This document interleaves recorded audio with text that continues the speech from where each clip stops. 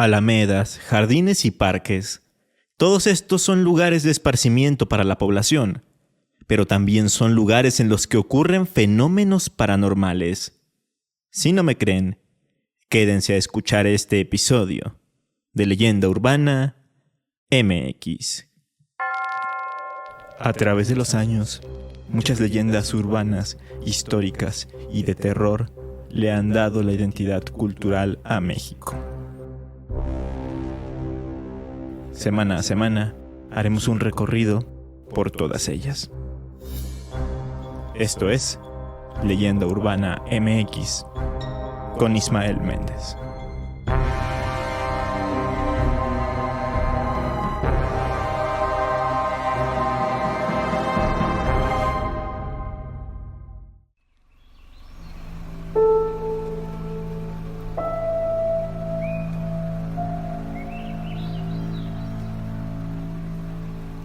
Como lo mencioné hace un tiempo en el episodio de Terror en Parques, estos lugares son sumamente importantes para la vida moderna. Estos espacios nos proporcionan aire fresco, regulan la temperatura y la humedad, nos ofrecen distracciones en medio del caos citadino e incentivan la salud física y mental. Según la Organización Mundial de la Salud, una población debe tener al menos 16 metros cuadrados de áreas verdes por cada habitante, para así garantizar su bienestar. Sin embargo, las grandes metrópolis están muy por debajo de ese número, pues tienen en promedio solo 5 metros cuadrados per cápita. Es por eso que en las ciudades podemos encontrar alamedas y jardines, que si bien no son parques con grandes extensiones como tal, llegan a suplir su función aportando espacios de recreación y, por supuesto, árboles y plantas. Pero no todos son beneficios, porque hay algunos de estos sitios en los que podemos vivir una experiencia aterradora.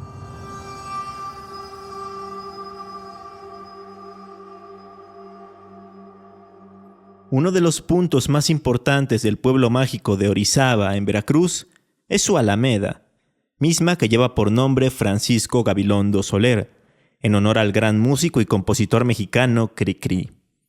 Esa alameda es preciosa, ya que de fondo tiene el Cerro del Borrego y está repleta de árboles, fuentes y kioscos. Además, hay muchos puestos que venden comida típica, en los que se pueden comer los famosos pambazos veracruzanos y otras tantas delicias. Pero en la noche, la cosa cambia. Todo deja de ser risas y diversión, pues según cuentan los locales, suceden cosas extraordinarias. Pero antes de hablar de esas cosas, necesito darles un poco de contexto. Frente a la Alameda hay una serie de escuelas como la primaria modelo Enrique Lauscher, mejor conocida como la Cantonal, y justo ahí, antiguamente se levantaba un cuartel militar. Más tarde, el terreno albergó al Instituto de Educación Física de Orizaba. Es en esa etapa en la que se desarrolla la siguiente historia. Cuentan que un sábado muy temprano estaba un grupo de estudiantes junto con su profesor esperando a que les abrieran el salón de clases, pues no había llegado el encargado de hacerlo. De pronto, empezaron a escuchar unos ruidos muy extraños. Se oía como si alguien estuviera arrastrando los pies pesadamente por el suelo. Al principio no le dieron mucha importancia a eso, pero pasaron los minutos y volvieron a escuchar lo mismo, solo que ahora sonaban como si los pasos se estuvieran acercando. En ese momento voltearon para ver de qué o de quién se trataba, pero no vieron nada. No había nadie caminando, ni nada que produjera aquel sonido. Pensaron que alguien les estaba jugando una broma, hasta que poco tiempo después, por tercera vez escucharon los pasos. Pero ahora sintieron también un frío de ultratumba, y por fin pudieron ver de qué se trataba. Era algo insólito. Observaron un par de botas militares que estaban caminando solas sobre la barda de la escuela. Posteriormente bajaron y presurosamente cruzaron la calle Poniente 2 y llegaron a la Alameda. en donde desaparecieron detrás del grueso tronco de un árbol. Todos se quedaron pasmados y se voltearon a ver los unos a los otros, como para confirmar que no había sido una alucinación y que todos habían visto lo mismo. Aún no salían de su sorpresa cuando llegó el conserje a abrir el aula, pero al ver que todos estaban pálidos, les preguntó que qué había pasado. Ellos le contaron lo sucedido, pensando que los tomaría por locos y que se reiría de ellos. Pero al escuchar el relato, el hombre ni se inmutó. Y acto seguido les dijo que él también había escuchado cosas en ciertas ocasiones, que había llegado a ver sombras recorriendo los salones y que de igual forma, un día llegó a ver esas botas de estilo militar caminando solas en la barda de la escuela, para después irse a la Alameda y desaparecer sin dejar rastro alguno.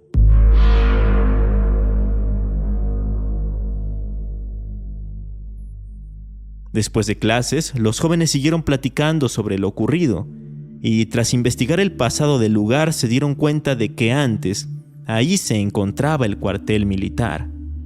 Entonces llegaron a la conclusión de que aquellas botas debieron haber sido de algún soldado, uno que pudo haber muerto de forma trágica en el lugar o en acto de servicio.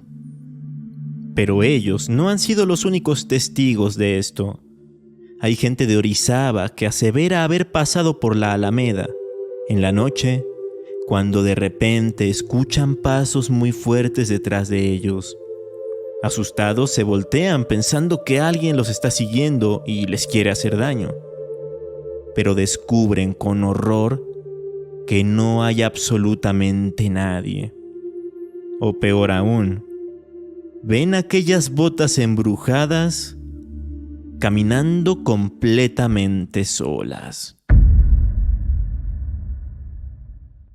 Yo me pregunto, ¿será que las prendas u objetos de una persona puedan quedar poseídos, por decirlo de alguna manera?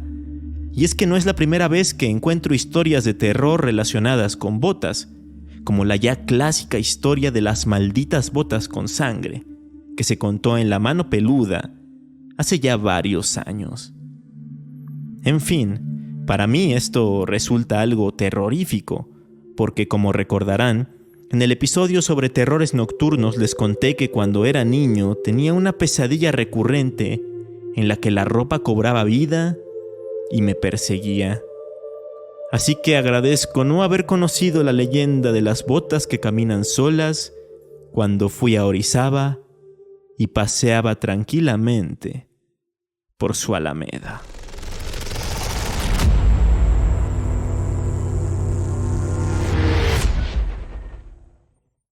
Uno de los jardines más emblemáticos de todo México se encuentra en el estado de Aguascalientes. Me refiero al Jardín de San Marcos, un espacio público inaugurado en el lejano año de 1842 y un lugar ampliamente visitado, sobre todo en los meses de abril y mayo, cuando se lleva a cabo la famosa Feria de San Marcos.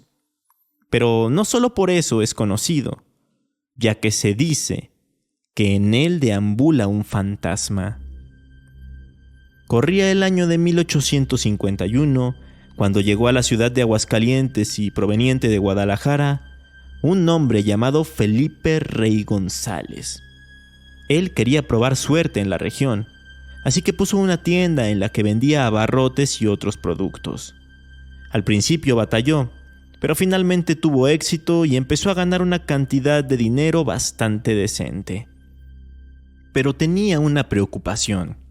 Tenía cierta paranoia y creía que alguien, en algún momento, le iba a robar su fortuna. Así que no quería tenerla guardada en su casa, que, por cierto, estaba muy cerca del jardín. Se pasaba las noches en vela pensando en cómo esconder el dinero. Entonces se le ocurrió comprar oro y esconderlo nada más y nada menos que en el Jardín de San Marcos. Así que una noche se dirigió al jardín con todo su oro y alumbrándose únicamente con una vela comenzó a explorar el lugar, hasta que dio con el sitio perfecto para enterrar el tesoro. Fue al pie de un enorme fresno, en la zona nororiente del jardín. Con la tranquilidad que le daba tener a salvo su patrimonio, siguió con su vida de manera normal. Don Felipe Rey regularmente organizaba reuniones en su casa, sobre todo para jugar y apostar. Pero en una ocasión, uno de sus invitados fue cachado haciendo trampa. Empezó una discusión y la cosa llegó a tal grado que hubo pistolas de por medio y un tiroteo, en el que murió una persona y 2 más resultaron heridas. La policía llegó al poco tiempo y el hombre fue arrestado para esclarecer la situación. Ya estando preso, don Felipe sufría por su tesoro. Le preocupaba muchísimo que alguien por casualidad lo encontrara y él no pudiera hacer nada al respecto. Entonces, se encomendó a la Virgen.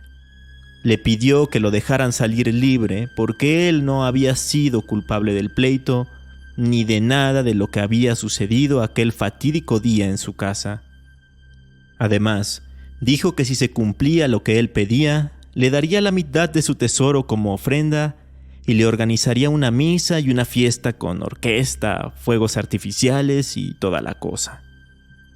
Un par de días después de esto, sorprendentemente le notificaron que quedaría en libertad por falta de pruebas.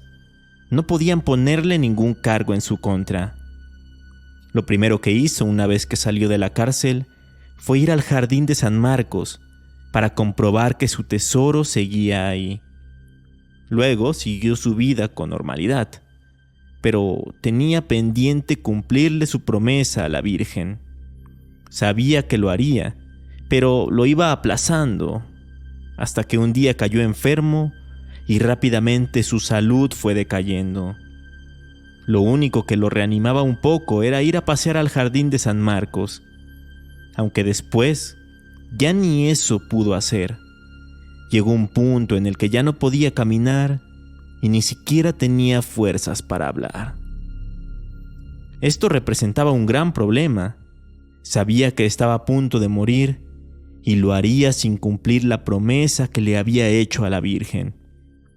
Trató de hacerle saber su última voluntad a sus familiares, pero no lo logró y falleció con ese gran pendiente. No se sabe si alguien encontró su tesoro o si sigue enterrado en alguna parte del jardín.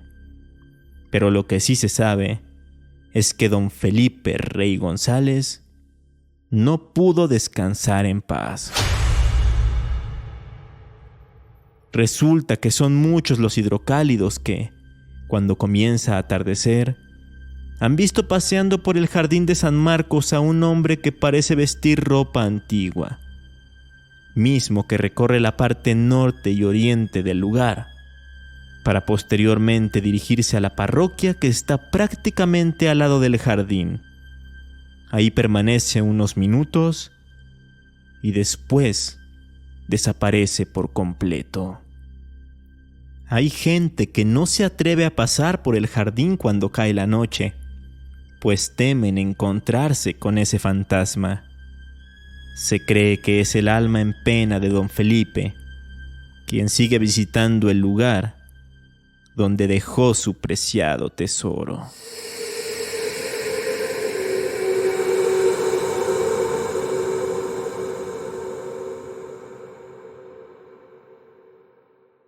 Para la siguiente leyenda, sí tengo que mencionar un parque propiamente dicho.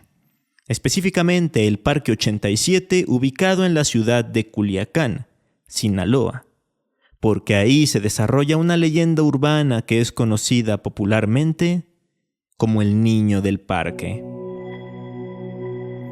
Nunca he ido a Sinaloa, pero por lo que veo, ese parque es bastante grande, tiene hasta un lago, un área de juegos, un área de albercas, canchas para practicar distintos deportes y más cosas.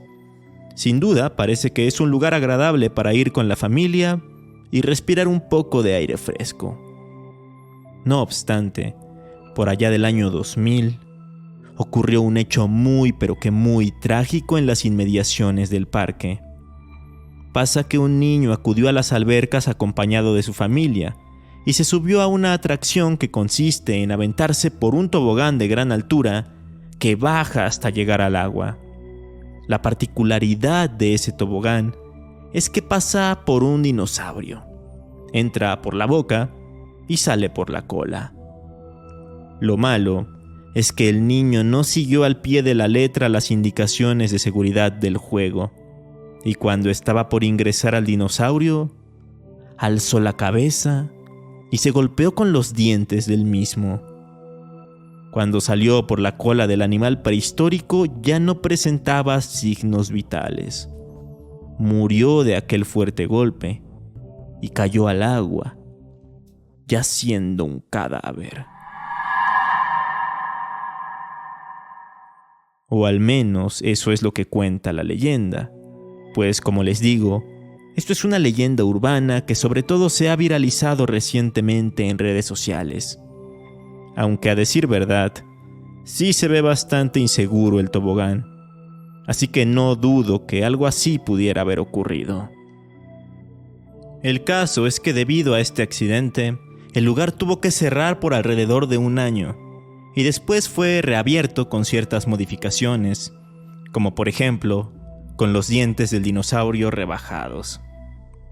A partir de ese momento, empezaron a reportarse situaciones fuera de lo normal dentro del parque. Por ejemplo, los visitantes han llegado a ver los columpios que están en el área de juegos moviéndose solos, a pesar de que no haya mucho viento que pudiera moverlos. Más bien, parece como si alguien estuviera sentado en ellos y estuviera jugando. Por otro lado, los guardias y cuidadores del lugar han experimentado cosas aún más aterradoras. Aseguran que en las noches se pueden escuchar escalofriantes gritos y risas, como producidas por un niño.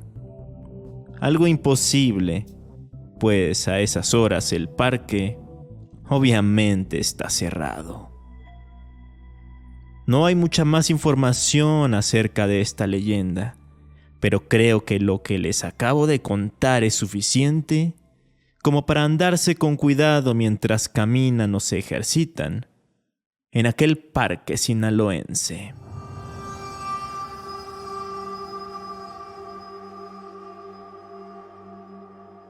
Todos, absolutamente todos tenemos un parque, una alameda o un jardín en nuestras respectivas ciudades o poblaciones. Pero no todos ellos tienen leyendas de este tipo. Pero si el parque al que suelen ir ustedes sí que las tiene, háganmelas llegar a mis redes sociales. Me encuentran como Leyenda Urbana MX en Facebook e Instagram. Mientras tanto, por hoy yo me despido. Espero que hayan disfrutado este episodio. Y si así fue, síganme desde su plataforma de podcasting favorita. Así no se perderán ninguna emisión. Nos escuchamos este jueves con un nuevo capítulo. Hasta entonces.